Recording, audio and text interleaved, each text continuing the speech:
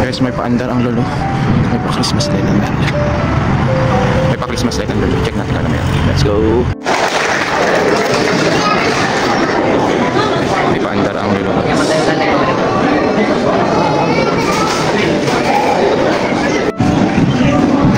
Madaming sale ngayon sa lolo. Bili tayo ng paut ni puti chicken. So, mayroon mga batong beef. Kainin natin ng isang beef. Check tayo dito guys. Meron ditong wagyu. So patayin natin yung isa. Isang kay puti.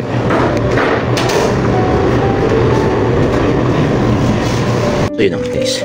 Pinila natin ng cow's meat. Si puti. O, para katik naman siya ng masarap-sarap. Happy? Happy? Hi! So guys, binila natin ng meat.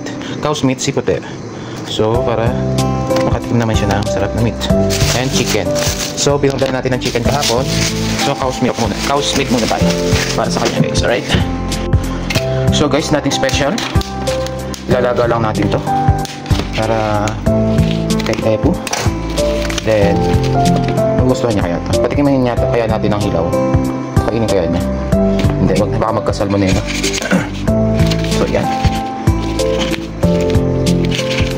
Kasi na yan sa kanya siguro. Kasi, kailangan may line pakainin niya. Diba? Kasi, syempre, hindi ba naman ganong ano yung kanyang chat eh. So, ano yung lang ng konti. Sana all, tepu. So, let's go.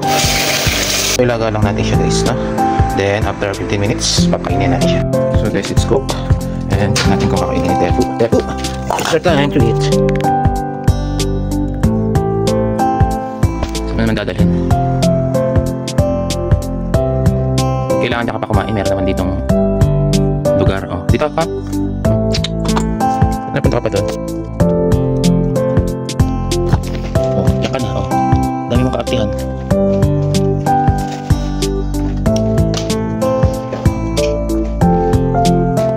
Ka na dyan. Tigil-tigil ang kaartihan. Tuwa naman siya. Ha? Happy naman siya sa kanya.